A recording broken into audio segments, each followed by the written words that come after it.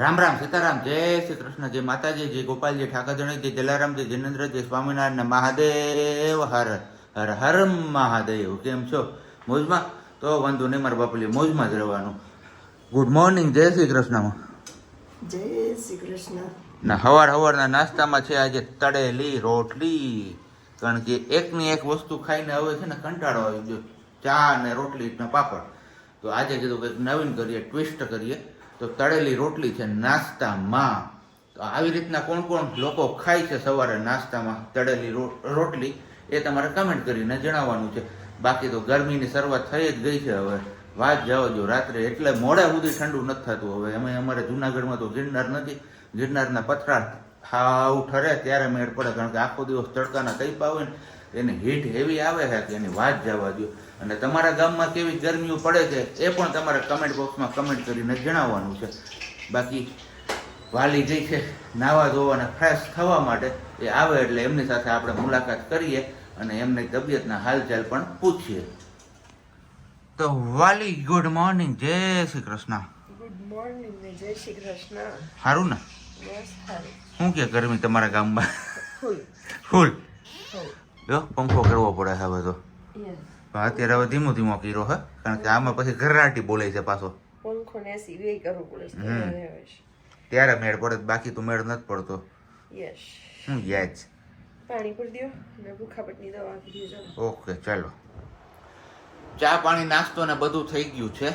અને હમણાં કેટલા દિવસથી આપણે જ્ઞાનની વાતો નથી કરી.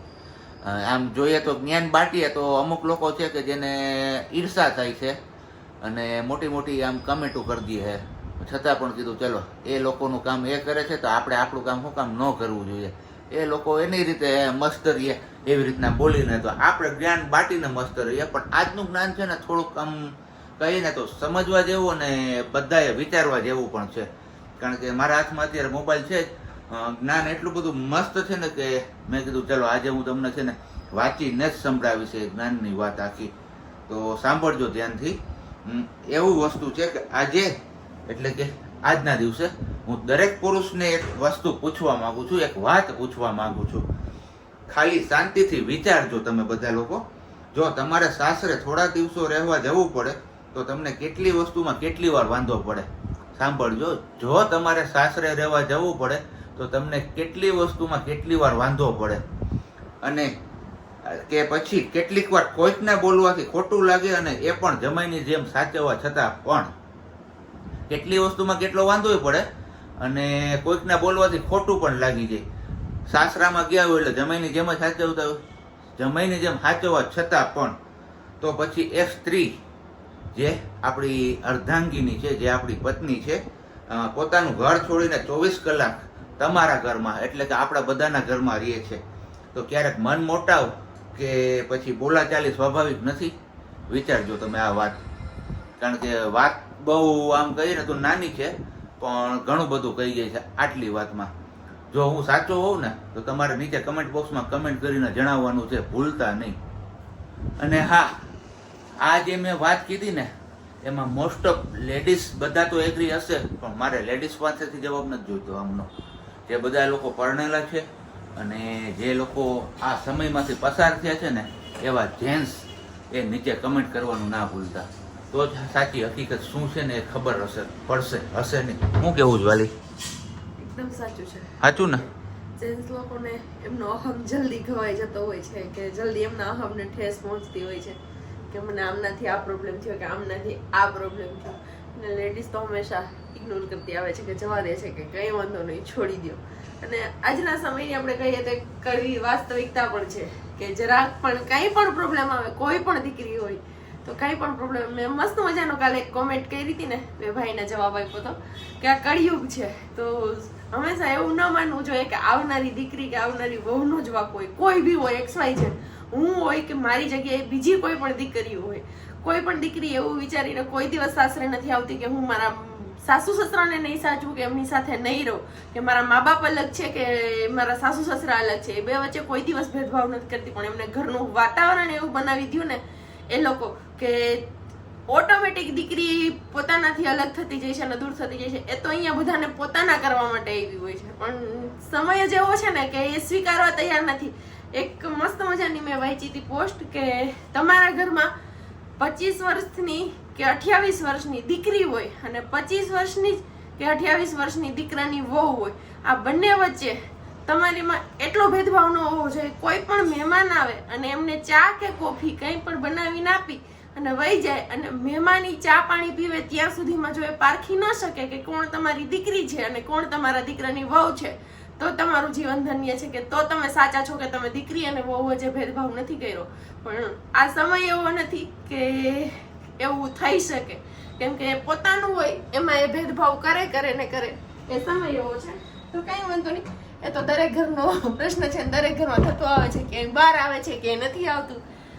તો બસ બધાની પોતપોતાની છે. પણ કળિયુગ છે તો હંમેશા એવું ન વિચારવું જોઈએ કે દીકરી જેવી છે કે દીકરાની વહુ જેવી છે. જે સમયનું ચક્ર છે ને ગોળ જ ફરવાનું છે. જેવું તમે તમારા દીકરાની વહુ સાથે કરશો ને એવું જ ફરી ફરીને તમારા ઘરમાં જો દીકરી હશે ને તો એમની સાથે પણ થશે. પણ બસ ભગવાનને એટલી જ પ્રાર્થના કરજો કે જે વસ્તુ તમે કરી છે ને એ વસ્તુ તમારી દીકરી સાથે ન થાય ને તો તમે તમારી દીકરાની વહુ સાથે પણ સારું વર્તન કરજો. અને હા, આ કોમેન્ટનો જવાબ એવો હતો કે ધવલે પરમ દિવસના વિડીયોમાં કે એના આગળના વિડીયોમાં પૂછ્યું હતું કે ક્યાં વિવાહ સારા, લવ મેરેજ સારા કે અરેન્જ મેરેજ સારા? તો એમાં રમેશભાઈ ભીમાણી કરીને તમે નામ આપી જ દો, એમને કોમેન્ટ કરી હતી કે ધવલભાઈ કે ગમે એ વિવાહ સારા, મીન્સ કે અરેન્જ મેરેજ પણ સારા અને ગાંધર્વ લગ્ન પણ સારા કહેવાય. ગાંધર્વ મીન્સ કે લવ મેરેજ એ પણ સારા કહેવાય. પણ જો આપણી ઘરવાળી કે આપણા મા બાપને સાચવતી હોય ને તો પછી એમને મેં જવાબ આપ્યો તો મસ્ત મજાનો, કેમ કે મને ઈચ્છા થઈ કે નહીં, આ દરેક ઘરની વાસ્તવિકતા છે. ક્યારેક તમે ઉપર છેલ્લું જે જોવો છો ને એમાંથી નિર્ણય કરી લો ને, એમના કરતા ક્યારેક ઘરમાં જઈને જોજો કે જે ઘરમાં રહેતી હોય ને દીકરી એ કેટલું સહન કરતી હોય છે કે કેટલું કરતી હોય છે, અને છતાં પણ બદનામીનો ટીકો તો એની ઉપર જ લાગે છે કે એમના દીકરાની વહુ આવી છે. અને હું જનરલી બધાની વાત કરું છું, મારી એકની વાત કે મારી ઉપર કોઈ આ ન કરતા. ને મને ખબર છે કે હું આવી રીતનું કહીશ ને તો ઘણા એમ કહેશે કે પોતે સંભળાવે છે કાકા છે, પણ મારો કોઈ એવો ઈરાદો નથી કે મારે એવું કોઈ સંભળાવવું પણ નથી. કોઈ જે છે એવું કરે છે એમને એમની મળી જ જવાની છે, પછી મારે શું કરવાને માથે લેવું જોઈએ. અહીંયા એન્જોય થાય છે અમારા ગોલાધર વાળું જે પાર્ટી હતી એનિવર્સરી સ્પેશિયલ 25મી એનિવર્સરી હતી એમની, તો એમનું લાઈવ સેશન કરેલું હતું સની બાપુએ. તો એ વિડીયો અત્યારે આપણે મમ્મીને યુટ્યુબમાં ચાલુ કરી દીધો છે અને મમ્મી જોવે છે ને હારે રસોઈ પણ બની ગઈ છે. સેવ ટમેટાનું શાક અને ખીચડી, સાદું ને સિમ્પલ છે આજ જમવામાં.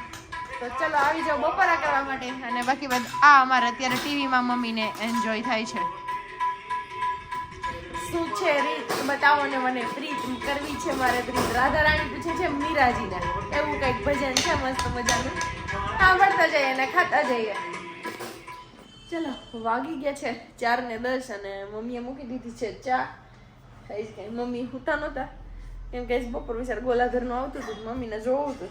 3 વાગ્યા સુધી જોયું, 3 વાગ્યાથી ઘડીક વાર બેહાડ્યા હતા, ઘડીક વાર બેઠા હતા. અહીંયા જો અમારે ડાયર વાયર બધું અડધુરું છે અને મૂકીને એન્જોય જ કર્યું. મમ્મી કહું જો ને નિરાજ છે, કંઈ કામ તો હતું નહીં બીજું. આમથી રોજ ઉઠીને એકનું એક ડાયર ખમી કરવાની, વીણવાની, સારવાની, ઝાટકવાની, બસ આવા જ કામ આલે, બીજા કંઈ કામ હોય નહીં. તો એ કરવાનું જ ને. હવે અત્યારે કરવાનો છે આપણે નાસ્તો. તો ભૂખ લાગી છે, જોઈએ ચા એ મમ્મી હું ખાવા આપે છે. અને મમ્મી આમાંથી એક બેને મને કોમેન્ટ કરી હતી એ કે તમે કે જેવું બનાવીને દઈએ એવું તમારા મમ્મીનો આભાર માનો કે આવા ટાઈમે એ આવ્યા એ કે બીજું કોઈ ન આવે એ કે. તો તમારી મમ્મી આવ્યા કે તમે એને જેમાં ઓલું કયો ને તમે એને બોલો ને મેણા મારો ને બોલો ને સંભળાવો નહીં કે એવું ન કરે. મમ્મી હું એવું કહું તમને, એ તો અમે મસ્તી કરતા કરતા બોલતા હોય, અમને એકબીજાને હવાની કેમ ટેવ છે. બાકી હું સિરિયસલી મમ્મીને કોઈ દિવસ એમ ન કરતી હોય. કહું મમ્મી બસ જોજી, બાકી અમારો સ્વભાવ એવો છે, અમે એકબીજાને કોઈ દિવસ કોઈ કહેતા નથી. એવું તમે એટલું સિરિયસલી ન લ્યો કે એટલું ઓલું ન કરો ને. કાં તો પછી એમાં એવું થાય કે કણે ભળતું હોય ને તો કોઈ દેખીને રાજી ન હોય, એવું બને. પણ જે હોય હવ ના કર્યા હવે ભોગવવાના છે. આપણે ચાય પીને શાંતિથી જલસા કરો જયંતીલાલ. કેમ મમ્મી? જો આપણો હમણાં નાસ્તો નીકળે છે અને પછી મમ્મીનો નાસ્તો આવી છે. અને આજ તો કંઈ ધવલ છે નહીં, ઓફિસ છે. તો જોઈએ ક્યારે ઓફિસથી આવે છે. ફોન કરી લીધો તો 2:30 વાગે, તો એવું કીધું કે હું આવીશ મોડો, મારે થશે મોડું. તો મેં કીધું કાંઈ વાંધો નહીં, બીજું હું અમે તો છીએ જ હાજરમાં. અને આજે મમ્મી સ્પેશિયલ બનાવવાની છે રસોઈ. જોઈએ મમ્મી કેવી રસોઈ બનાવીને આપે છે.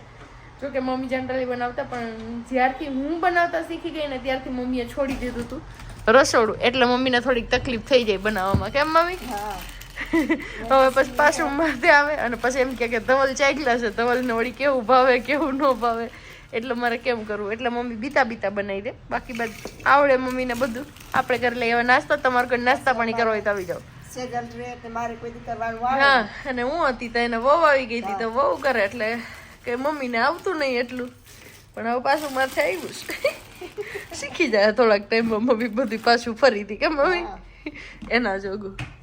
બાકી બધા હાઈલે રાખે. શીખવું કામ હું ના આવડે, બધું આવડી જાય. બધું આવડી જાય. તો આવી જાવ તમે. ચા પાણી નાસ્તો કરો તો ચા પાણી નાસ્તો કરો. મને તમારે નથી ખાવું? ના, બહાર નથી ખાવું. તો ચા પી લ્યો. માથું દુખે. ટીવી જોઈતી આવી. કેટલાથી કેટલા વાગ્યા સુધી ટીવી જોઈ? 11 વાગ્યાથી ટીવી જોવા બેસી ગયા તા તે 3:30 વાગ્યા સુધી. 3:30 ટીવી પૂરી થઈ અમારી. એ મારા ઓલા ગોલાધર વાળા કેતનભાઈ ની કેસેટ હતી જોઈ હતી. ઈ જોઈ અમે. સરસ. ચલો વાગી ગયા છે કેટલા? 6 અને મમ્મીને હું એકલા જ કપડાં પ્રેસમાં આપવા. આજ તો દુકાન ફાઇનલી ખુલ્લી છે એટલે એ પ્રેસમાં આપવા ગયા છે. અને આપણું એક પાર્સલ આવ્યું છે. આપણે મગાવ્યું હતું અમદાવાદથી. જોઈએ, ખોલીએ અને પછી રિવ્યુ શેર કરીએ તમારા લોકો જોડે. અનબોક્સિંગ કરશે અમારા માહી બેન.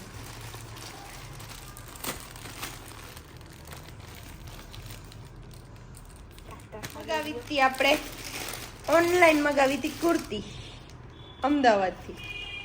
આવી કંઈક છે.